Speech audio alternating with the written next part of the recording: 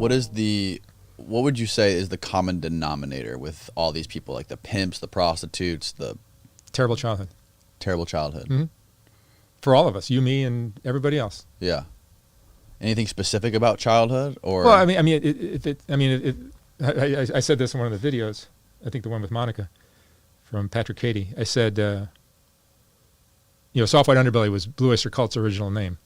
Whose? Blue Oyster Cult, the band. Oh, yes, yeah. Their original name was Soft White Underbelly, and I just thought that was a cool name, and also kind of Soft White Underbelly to me represents the most vulnerable part of an animal, right? Mm-hmm. Right. It's like, what's the most vulnerable part of a dog or a cat or a coyote or a bear? It's their stomach. Mm-hmm. It's not protected. It's soft. It's white usually. Soft White Underbelly it's the most vulnerable part of the country. Mm. So these stories are all about these children when they're most vulnerable get broken.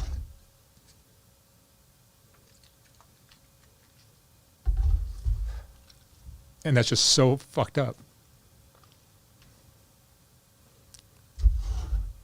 Yeah. And if we're not aware of how this all happens, then it'll just continue. Mm-hmm. It'll just continue for another 300 years or 3,000 years. So why not expose what's broken so that maybe we can do things to protect kids so that maybe this shit won't happen to LaToya or her kids or the next LaToyas. Mm. So there's a lot of things that are really wrong. And you got to put out these painful stories in order to figure it all out. And that's all I'm doing. So somebody says, oh, you're exploiting these people and all that. It's like, fine. Let's just not do it. Let's just let all these kids get molested and beaten up and abused and just get back to our Starbucks and forget about it all. Or we can look at it and maybe like create some awareness. And I see that kind of starting to happen. People are going, man, this is really fucked up. The foster system is so broken. There's so many stories of things that are just gone so bad in these people's lives. And I think just by becoming more aware of how these things happen and how often they happen, we can do things to prevent it. Mm-hmm. Not 100% of the time, but definitely a lot more than we're doing now, which is none. It seems to just happen all the time.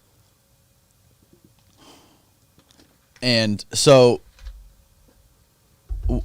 what is it about Skid Row, and specifically, like your studio's on Skid Row? What is it about Skid Row that, I mean, why is it such a condensed? Well, I mean, the city of LA kind of just decided, like, rather than having these people all over the city, let's try to keep them in one contained spot and just let them exist there. No one goes there. Most people drive around it or avoid it, and it's kind of out of their way. It's right next to downtown, but no one really goes downtown unless you're going to the downtown part of downtown. Staples Center. Yeah, all that. And there's some shopping and there's business and all that stuff downtown, but this is just east of downtown. And you would never go there unless you're trying to buy some crack or heroin or crystal meth. Do you think it's a good thing that Skid Row exists? Or do you think there's a better option? I mean, you could build a little thing out in the desert where you take all these people and all the tents and all that and you put them in the desert somewhere and then they're out of sight. They still exist. They're still on our planet. But you don't see them anymore, so out of sight makes everyone feel better, perhaps. But it's kind of like that's what my videos do. They make you see that this is going on, and it goes on in every country. I see it going on all over Tampa, right here. Yeah. It happens all over your city, mm-hmm. And I've been to every state. I've seen this kind of stuff in every state. Maybe the population is smaller in North Dakota than it is in L.A., but it happens in North Dakota. It happens everywhere. Different forms of it. It looks different in North Dakota. It's American Indians perhaps in North Dakota, and it's all kinds of people in L.A. and in Tampa. It's this and it's all over. It seems like all you hear about in the news is trillions of dollars being spent on different things, different stimulus packages, or different wars they're spending trillions of dollars on. But there's all this shit going on right under our noses that it seems like if you actually paid attention to it and it was your job to pay attention to it, it wouldn't be that hard to fix if you had trillions of dollars. It's a complicated, very complex problem. Like when Nancy Reagan was doing her war on drugs, just say no to drugs and all that kind of stuff. It's like, drugs are not the problem. No. Drugs aren't the problem. Drugs are just a symptom of the problem. The problem is these people had terrible, terrible, terrible things happen to them when they were 6 years old. Usually it's something to do with their dad or their uncle or their cousin or their whatever. And that's painful for a human to deal with.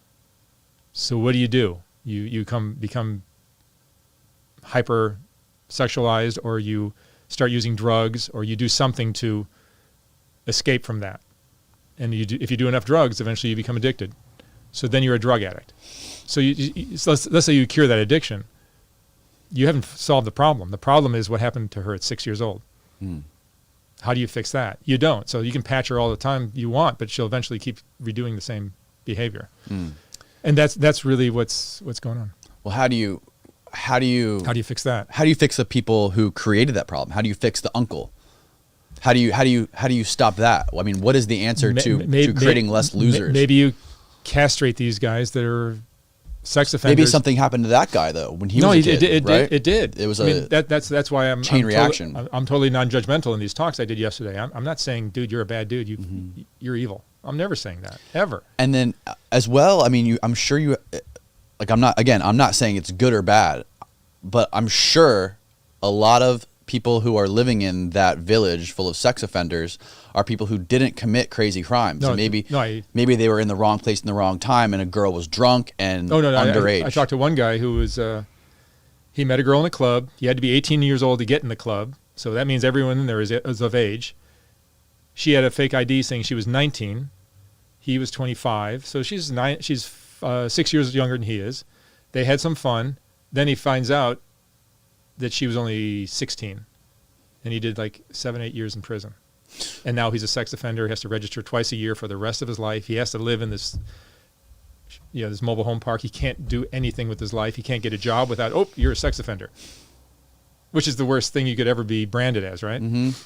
So good luck getting, because to survive in the world, you have to do it with gusto. You have to be confident. You have to be like, I'm going to go kick ass at this job interview tomorrow. Watch me kick some ass tomorrow. No. I'm ready. These guys aren't ready for anything after that. No, the system is fucked. The system is not designed to help people become better. It's designed to make money off people who are off incarcerating people. Yeah, I see that the cops, they were very, this is just one guy's case. And some of these guys are serial. Right, for sure. Child rapists, and that's a totally different animal. And one of the talks was on how there are all these different levels of sex offenders. One of the guys mentioned this in the talks yesterday, and that was interesting because I think he's right. A sex offender is not a sex offender. Some guys just, I talked to one guy who was just nothing but child porn, and that became I asked him what got you into child porn, and he says it was just I became desensitized to regular porn, so I needed something more extreme. And so that's one story. Another one was a guy just got set up. The cops did a sting, and he ended up meeting a 14-year-old girl at a gas station. And next thing, he was high on crystal meth, and he just wanted to have some fun with somebody. And it turned out she was 14. And the cops even I think he told me the cops. It was actually a woman of his age that he was meeting, but then she said, "Oh, you got to meet my daughter. My daughter's 13 or something like that." So she's pimping out her daughter. It was a cop. It was a cop. It was a sting, and they were saying, my daughter's, you should meet my daughter. She's really whatever.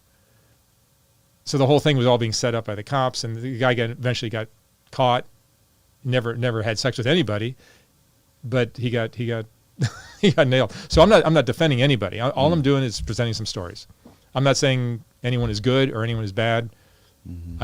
I think it's important for us just to listen and understand. How many interviews have you done total? Do you know? Probably like 2,300 now.